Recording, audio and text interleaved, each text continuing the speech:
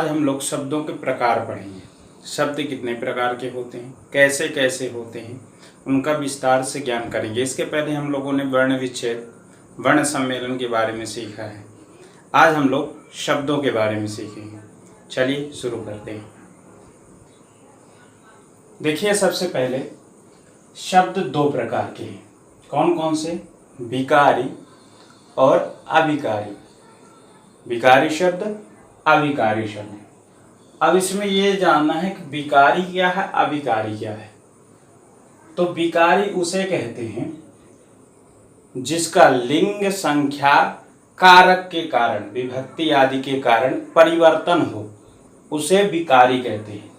और अविकारी क्या है? जिसका लिंग संख्या कारक के कारण कोई परिवर्तन न हो, उसे अविकारी कहते हैं। संस्कृत में कहा गया है लिंग संख्या कारकान्वितम द्रव्यत्वम तद भिन्नत्वम अद्रव्यत्वम, यानी लिंग संख्या कारक का जो अन्वय करता है ऐसे शब्द को द्रव्य यानी विकारी कहते हैं, और जो अन्वय नहीं करता है उसको अद्रव्य कहते हैं यानी अविकारी कहते हैं। तो देखते हैं विकारी और अविकारी में कौन कौन से शब्द आते हैं। तो देखिए, विकारी शब्द में संज्ञा होती है। संज्ञा, सर्वनाम शब्द, संज्ञा शब्द जितने भी होंगे वो सब विकारी में आएंगे। सर्वनाम शब्द जितने भी होंगे वो विकारी में आएंगे।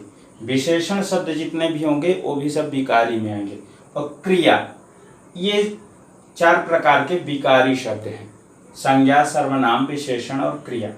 अविकारी में क्या होता है? अविकारी में अव्यय होता है। अविकारी में अव्यय होता है। तो अव्यय क्या? अब ये विषय जो है इन शब्दों के बारे में, ये बड़े विषय हैं। इनके बारे में आपको हम अलग अलग जो है तो वीडियो में समझाएंगे। संज्ञा के बारे में पहले, फिर इसके बाद सर्वनाम क्या है, कैसे पहचानेंगे, कैसे जानेंगे, विशेषण कैसे कैसे होते हैं। सर्वनाम में भी कई प्रकार के सर्वनाम होते हैं, प्रश्नवाचक होते हैं, निश्चयवाचक होते हैं, अनेक प्रकार के, तो वो सब हम आपको बताएंगे। विशेषण हो गए। क्रिया क्या है, क्रिया के बारे में विधिवत इनका जो है तुम बताएंगे। आज हम लोग केवल शब्दों का प्रकार जान रहे हैं कि शब्द कितने प्रकार के होते हैं, इनका विधिवत जो है तो हम फिर विस्तार से इनके बारे में पढ़ेंगे। तो एक तो ये हो गया, शब्द दो प्रकार के हुए, विकारी और अविकारी, जिसमें विकारी में संज्ञा, सर्वनाम, विशेषण, क्रिया आ गई, और अविकारी में अव्यय आ गई।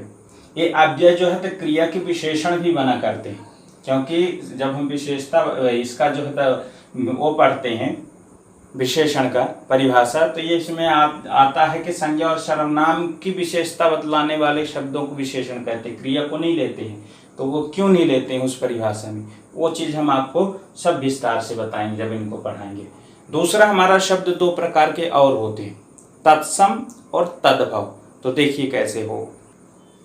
तत्सम शब्द और तद्भव शब्द। अब तत्सम क्या है, तद्भव क्या है?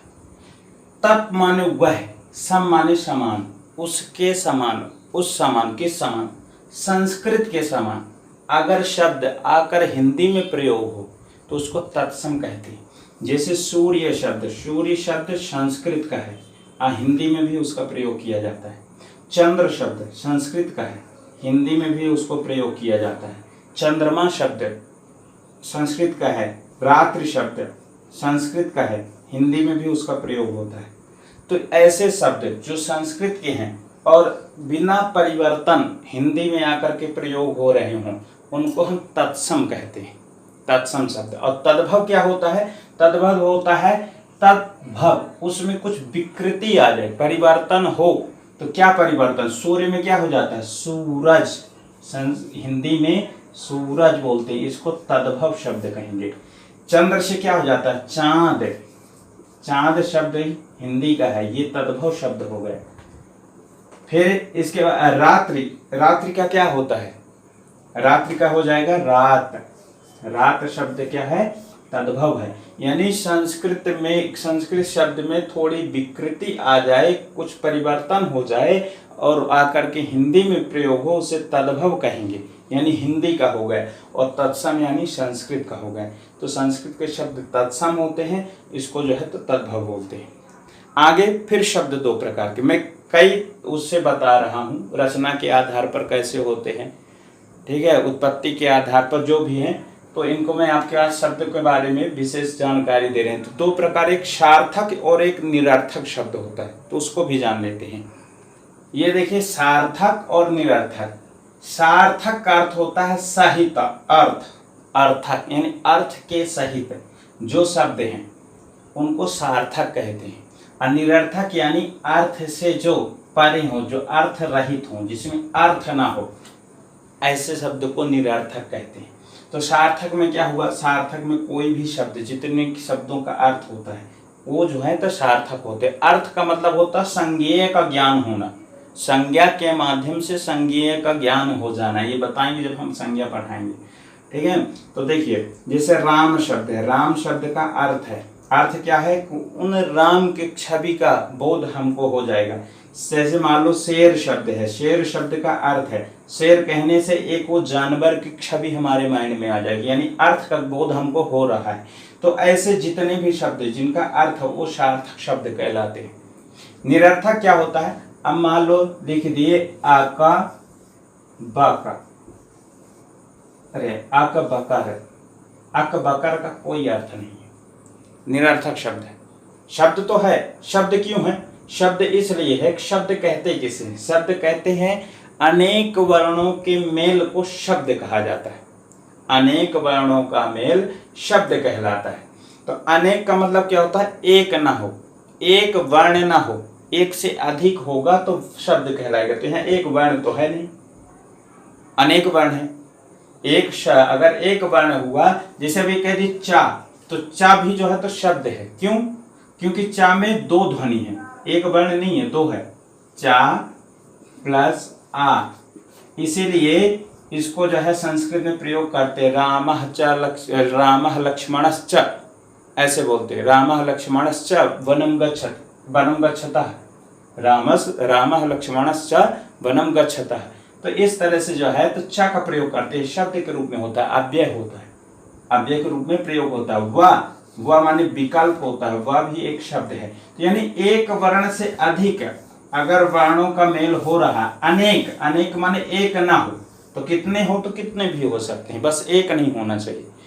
एक से अधिक होगा तो उसको क्या करेंगे, शब्द बोलेंगे, तो शब्द तो बन गया, परंतु ये कैसा शब्द है, निरर्थक शब्द है, अर्थ नहीं है इसमें, और ये शब्द सार्थक शब्द है। तो ये प्रकार हो गए सार्थक और निरर्थक। इसके पहले हम तत्सम तद्भव को जाने। अब दो प्रकार और हम बताते हैं, एक होता है वर्णात्मक, एक होता है ध्वन्यात्मक, तो उसको भी देख लेते हैं। ये देखिए, एक वर्णात्मक शब्द हुआ, दूसरा ध्वन्यात्मक। अब वर्णात्मक क्या है, तो वर्णात्मक वो शब्द है जिसको बोलने पर सीधा सीधा जैसा सुनाई पड़े वैसा लिखा जा सके, उसे वर्णात्मक शब्द कहते हैं। जैसे कोई बोला मोहन, मोहन एक वर्णात्मक शब्द है, इसमें हम सीधे वही लिख देंगे जो हमको बोला सुनाई पड़ा है, जो ध्वनि हमको सुनाई पड़े उसी तरह वर्ण हम लिख दिए, मोहन, सोहन, या कोई भी नाम, कोई भी ऐसे वर्ण वाले शब्द बोल दिए जाए तो इसको लिखा जा सकता है। ध्वन्यात्मक में क्या होता है, ध्वन्यात्मक में ध्वनि होती है, जैसे बादल का गड़गड़ाना। अब बादल की जो गर्जना हमको सुनाई पड़ती है, हम अनुमानिक उसमें वर्ण डाल तो सकते हैं, पर वह क्या बोल रहा है उसी तरह से सेम टू सेम नहीं लिख सकते। घोड़े का हिन हिन आना, ये शब्द जो है हिन हिन को कैसे करता है, वो चीज को हम हिन हिन करके लिख तो सकते हैं, अनुमानिक लिख सकते हैं, पर सेम उसी तरह नहीं लिख सकते जो वो बोल रहा है, कि उसी तरह लिख दें। मक्खी का भिन भिन आना, हारमोनियम की ट्यून, ये सब चीज हम नहीं लिख सकते। जो ध्वनियाँ होती हैं उन ध्वनियों को हम नहीं लिख सकते, वैसी ध्वनियाँ जो है तो ध्वन्यात्मक शब्द कहलाते हैं। तो ये दो प्रकार के हो गए। अब इसके बाद हम लोग थोड़ा देशज और विदेशज शब्दों के बारे में जान लेते हैं। देशज क्या होता है, विदेशज क्या होता है। देखिए, देशज और विदेशज, देशज यानी होता है देशात् जायते इति देशजः, जो देश में जन्म ली हूँ, जा यानी जन्म लेने वाला है, तो देशज यानी देश में जन्म लेने वाले शब्द देशज कहलाते हैं, और विदेश में जन्म लेने वाले शब्द विदेशज कहलाते हैं। जो विदेशी शब्द हैं हमारे यहाँ आकर के हिंदी में प्रयोग किए जा रहे हैं वो विदेशज शब्द कहलाते हैं। तो देशज में कैसे शब्द आता है, जैसे पगड़ी हो गए, पगड़ी हमारे देश का शब्द है, पगड़ी शब्द हमारे देश का है। इसी तरह जो है तो पेट, लोटा, टांग, पेट है, लोटा है, टांग है, ये सारे शब्द जो है तो हमारे देश के हैं, जो देश में उत्पन्न हुए हैं। ऐसे जो शब्द हैं वो देशज कहलाते हैं। एक थैला शब्द है, थैला शब्द भी हमारे देश का शब्द है। तो ये सारे शब्द है देशज कहलाते हैं। अब विदेशज में क्या कहलाते हैं? विदेशज में जैसे अस्पताल, अस्पताल शब्द हो गए, कैप्टन, कैप्टन, और शब्द तो बहुत सारे हैं विदेशज में भी। कप्तान हो गया, हॉस्पिटल हो गया, तो कप्तान है। ऐसे जितने भी शब्द हैं जो हमारे देश में नहीं जन्म लिए हैं, विदेश से आए हैं। विदेश के जन्मे शब्द विदेशज कहलाते हैं, देश में जन्मे शब्द देशज कहलाते हैं। तो इस तरह से भी शब्द के दो प्रकार हो गए, देशज और विदेशज में। इनके कुछ आधार होते हैं रचना के आधार पर, बनावट के आधार, प्रयोग के आधार पर, तो वो आप हिंदी व्याकरण में पढ़ेंगे। हम आपको शब्द बता रहे हैं और शब्द किसे कहते हैं, देशज क्या होता है, विदेशज क्या होता है, तत्सम क्या होता है, तद्भव क्या होता है, विकारी अविकारी, सब के बारे में हम उसके विशेष जानकारी दे रहे हैं। फिर वो किस आधार पर है, आप व्याकरण के माध्यम से जो है तो बुक लेकर पढ़ करके समझ भी सकते हैं कि कैसे कैसे होगा, तो आगे हम आपको बता भी देंगे। ये देखिए 3 प्रकार ये है, रूढ़, यौगिक, योग रूढ़। तो हम इनको समझते हैं, रूढ़ क्या है, यौगिक क्या है और योग रूढ़ क्या है। कौन से शब्द को रूढ़ कहते हैं, कौन से शब्दों को जो है तो यौगिक कहते हैं और कौन से शब्दों को हम योग रूढ़ कहते हैं। तो देखिए रूढ़ शब्द वो है जो किसी एक अर्थ के लिए ही प्रयोग किया जाता है और जिसका हम खंड करें तो वो जो है उसका कोई अर्थ नहीं निकले। जैसे घर, घर शब्द का अगर हम खंड करेंगे तो घर अलग हो जाएगा, अर्थ अलग हो जाएगा, तो कोई अर्थ नहीं निकलेगा। दिन, दिन शब्द को अगर हम अलग करेंगे तो इसका कोई अर्थ नहीं निकलेगा। चावल, चावल शब्द है, इसको अगर हम अलग भी करेंगे एक वर्ण तो कोई अर्थ नहीं निकलेगा। तो ये रूढ़ शब्द है, इनका एक ही अर्थ के लिए हो रहा प्रयोग हो रहा है, एक ही अर्थ में है। और दूसरा चीज क्या है कि इनका खंड करने पर कोई अर्थ नहीं होगा, ये किसी प्रकृति प्रत्यय से नहीं बनाया गया। ये एक ऐसे शब्द हैं वर्णों के मिलाकर जो खंड करने पर इनका कोई अर्थ ही नहीं रह जाएगा। ठीक है, तो रूढ़ शब्द को ये जान लेना है कि जिन शब्दों का खंड करने पर कोई भी अर्थ न निकले वो रूढ़ शब्द होते हैं। अब हुआ यौगिक, तो यौगिक शब्द कैसे होते हैं, प्रकृति प्रत्यय आदि से बनते करते हैं। कैसे, जैसे यौगिक को बनाने के लिए एक होता उपसर्ग, उपसर्ग लगा करके यौगिक शब्द बनता है। दूसरा है प्रत्यय लगाकर, प्रत्यय के बारे में बाद में हम पढ़ाएंगे कितने प्रत्यय हैं, कैसे होते हैं प्रत्यय। और तीसरा है समास। ये 3 तरीके से यौगिक शब्द बनाए जाते हैं, उपसर्ग, प्रत्यय, समास। तो देखिए जैसे ज्ञान शब्द में वि लगा करके विज्ञान बना दिया गया, ये यौगिक शब्द है। ठीक है, प्रत्यय, एक प्रत्यय लगाकर समाज शब्द में सामाजिक बना दिया गया, सामाजिक, ये भी क्या है, यौगिक शब्द है, प्रत्यय लगा दिए। और समास करना है तो समास जैसे विद्यायाः आलयः, षष्ठी तत्पुरुष समास करके विद्यालय बना दिया गया, तो ये भी जो है तो यौगिक शब्द है। और इनके जो है तो अगर हम इनका खंड करेंगे तो अर्थ निकलेगा। ये ज्ञान शब्द अलग होगा तो अर्थ होगा, समाज शब्द अलग होगा तो अर्थ होगा, विद्यालय शब्द अलग करेंगे, विद्या शब्द अलग करेंगे, आलय करेंगे तो अर्थ होगा। ये यौगिक शब्द है जो उपसर्ग, प्रत्यय और समास के माध्यम से बनाए जाते हैं। तो ये हो गया अयौगिक। अब यौगिक जो है था योग रूढ़, यानी यौगिक भी हो और रूढ़ भी हो, किसी एक अर्थ में ही रूढ़ हो जाए। यौगिक तो है, बना तो इसी तरह, परंतु जो है तो रूढ़ हो गया। तो ये ऐसे शब्द क्या होते हैं जैसे लंबोदर, लंबोदर जो है तो यौगिक शब्द है, समास से बना है। जिसका उदर लंबा हो उसको बोलते हैं लंबोदर। पर ये गणेश जी के लिए रूढ़ हो गए। लंबोदर कहने से हम गणेश जी का ही एक ही अर्थ में रूढ़ हो गया। 10 आनन, 10 आनन का हो अर्थ होता है 10 हो सिर जिसके, 10 आनन। अब 10 सिर तो किसी के भी हो सकते, पर रूढ़ किस में हो गए? रावण में जाकर के। नीलकंठ, नीलकंठ यानी नीला हो कंठ जिसका, तो नीला कंठ तो किसी का भी हो सकता है, तो उसको नीलकंठ कह सकते हैं, परंतु ये शिव में जाकर के रूढ़ हो गया।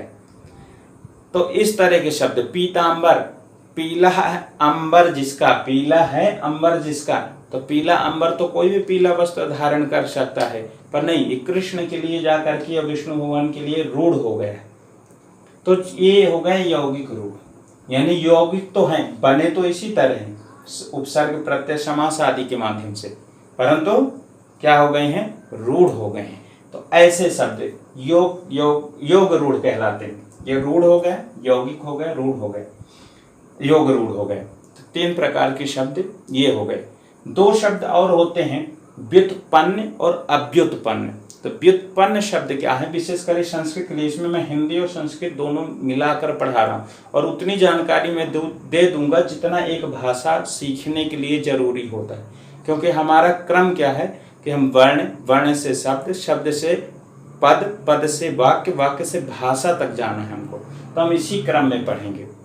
तो समझिए, ये हो गए हमारे शब्द। अब देखते हैं थोड़ा व्युत्पन्न अव्युत्पन्न। तो देखिए, व्युत्पन्न, व्युत्पन्न शब्द क्या है?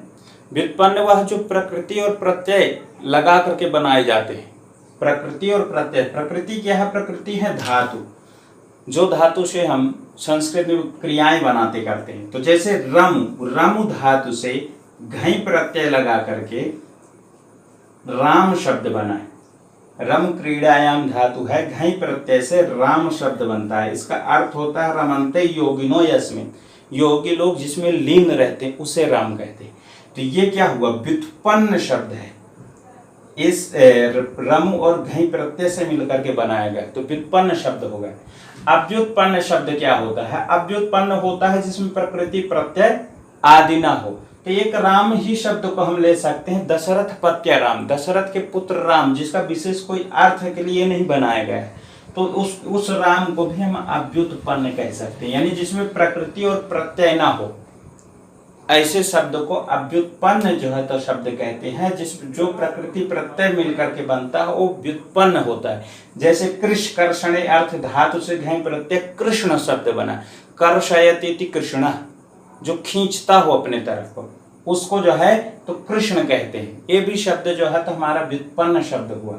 तो ये समझ ले, जो प्रकृति प्रत्यय से मिलकर के बनते हैं शब्द वो व्युत्पन्न शब्द कहलाते हैं। जिनमें प्रकृति प्रत्यय नहीं होता है ऐसे शब्द जो है अव्युत्पन्न शब्द कहलाते हैं, यानी संज्ञा शब्द। साधारण दशरथ पत्य राम, दशरथ के पुत्र का नाम है राम, पर ये राम का अर्थ होता है रमन्ते योगिनो यस्मिन्, रम क्रीड़ायाम धातु से बना घई प्रत्यय लग के, इसका अर्थ है योगी लोग जिसमें लीन हों उसे राम कहते हैं। तो इस तरह से ये 2 प्रकार का हुआ, व्युत्पन्न और अव्युत्पन्न। एक देखिए संकर शब्द। संकर शब्द क्या होता करता है? तो संकर शब्द है जो अलग अलग स्रोतों के शब्दों से मिलकर के एक शब्द निर्माण होता है, यानी समझ लें जो 2 भाषाओं के शब्द मिलते हैं और एक शब्द बन जाता है। एक ही शब्द में 2 भाषाओं के शब्द हों और वो मिलकर एक शब्द बने, उसे संकर शब्द कहते हैं। जैसे छाया, छाया शब्द संस्कृत का, और दार, दार शब्द है फारसी। तो छाया और दार, एक संस्कृत एक फारसी, तो क्या बन गया? छाया दार। ये हो गए एक शब्द, संकर शब्द हो गए।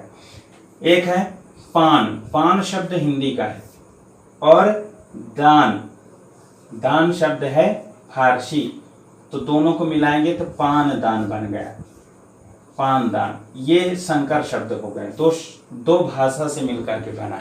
एक हो गया रेल, रेल शब्द हो गए अंग्रेजी का, और हो गए गाड़ी, गाड़ी हो गए हिंदी का, यानी अंग्रेजी और हिंदी 2 भाषा मिली है, तो क्या बन गया? रेलगाड़ी। ये भी क्या हो गए? संकर शब्द। तो यानी जो 2 भाषाओं के शब्द से मिलकर बनते हैं वो संकर शब्द होते हैं। तो आज के लिए आप ये तो जान गए शब्द कितने प्रकार के होते हैं। शब्द में संज्ञा, सर्वनाम, विशेषण, क्रिया के बारे में अभी हम आपको भी कोई जानकारी ऐसे नहीं दिए, बता दी। विकारी शब्द है, अविकारी में अव्यय हो गए, इनको हम विस्तार से पढ़ाएंगे। इनकी एक एक वीडियो में अलग अलग संज्ञा के बारे में बताएंगे, सर्वनाम, क्योंकि विषय थोड़ा लंबा है इसलिए इनको मैं नहीं बताया। बाकी जो है तो आपको बता दिए, तत्सम शब्द, तद्भव शब्द, व्युत्पन्न, अव्युत्पन्न, रूढ़ है, यौगिक, योग रूढ़ बारे में बता दिए। जितने भी जो ऐसे शब्द थे, ध्वन्यात्मक है, वर्णात्मक है, सार्थक है, निरर्थक है, संकर शब्द हैं, इनके बारे में आज मैं जो है तो बताने की कोशिश किया, समझाने की। उम्मीद करता हूँ आप लोगों को समझ आया होगा। और आगे अब हम संज्ञा के बारे में पढ़ाएंगे, फिर संज्ञा के प्रकार हैं, सर्वनाम है, विशेषण, क्रिया, इसी क्रम में आगे हम लोग पढ़ेंगे। चलिए आज के लिए इतना ही, धन्यवाद।